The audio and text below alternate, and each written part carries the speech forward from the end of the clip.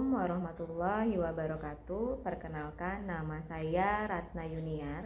Saat ini saya mengajar mata pelajaran Bahasa Sunda di SMPN 54 Kota Bandung. Video pembelajaran ini dibuat untuk memenuhi tugas akhir pembatik level 2. Dalam video ini saya mencoba mengimplementasikan pembelajaran berdiferensiasi di materi tata krama Bahasa Sunda menggunakan model pembelajaran problem based learning. Kegiatan belajar dimulai dengan pendahuluan, di mana saya mengajak peserta didik untuk berdoa, lalu absen, dan kemudian saya menyampaikan tujuan pembelajaran.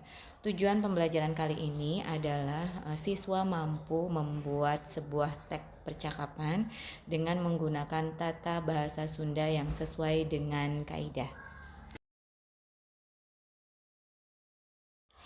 Setelah itu, saya mengajak peserta didik untuk membaca sebuah contoh teks percakapan sederhana. Di sana terdapat contoh-contoh kesalahan penggunaan kata dalam percakapan sehari-hari.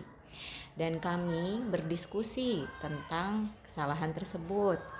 Dan juga saya mengajak peserta didik untuk berbagi pengalamannya terkait kesalahan penggunaan kata dalam percakapan sehari-hari.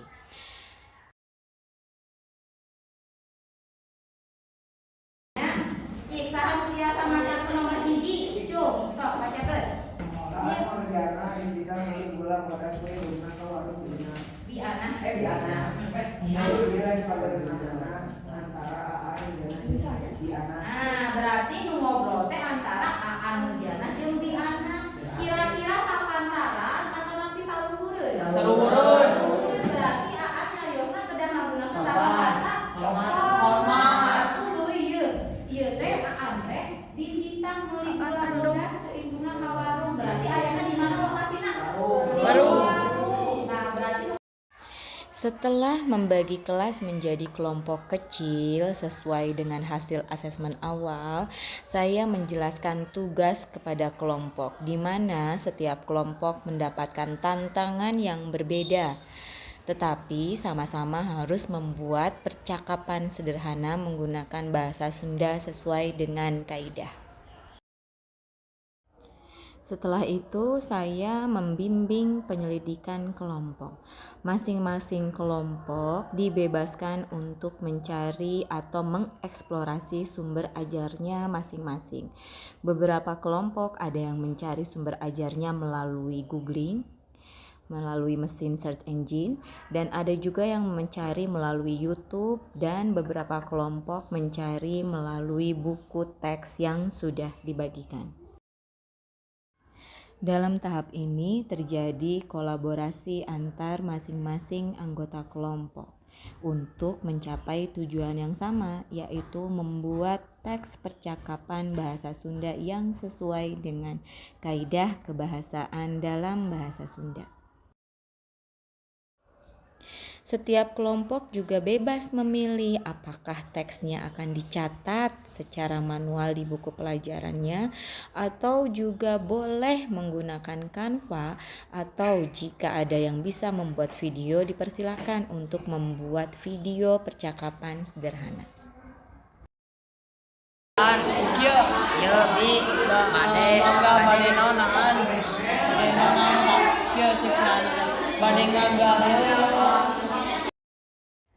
Setelah pembuatan teks selesai, masing-masing kelompok menyajikan hasil karyanya di depan kelas. alhamdulillah ngobrol heula atuh. Aduh, mangga cari nya. Lolosnya tadi percakapan antara pageuman antara saha? Antara Biananya ngagunakeun ragam bahasa naon, Rio? Rio ngagunakeun ragam bahasa naon? Kunaon ngagunakeun ragam bahasa hormat? Bahasa luhur.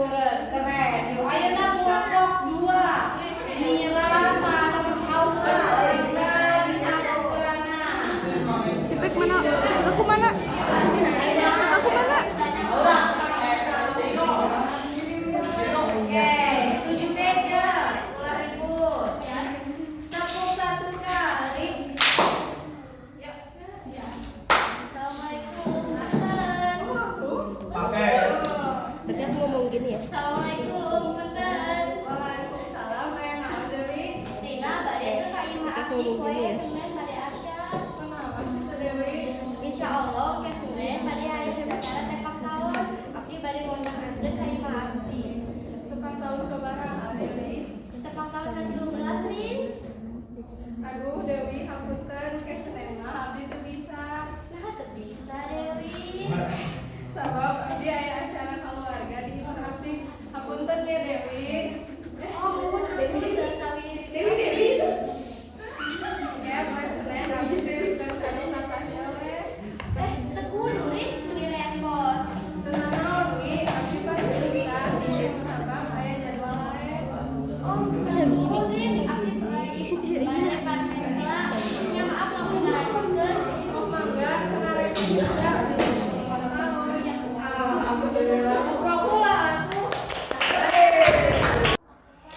Kegiatan pembelajaran diakhiri dengan melakukan refleksi dan tes formatif. Peserta didik diminta menuliskan tantangan yang dihadapi dan bagaimana menyelesaikannya. Tes melalui Google Form yang sudah dibuat sebelumnya. Setelah itu, guru dan peserta didik mengambil kesimpulan dari materi hari ini dan menjelaskan pentingnya tata krama dalam penggunaan bahasa Sunda.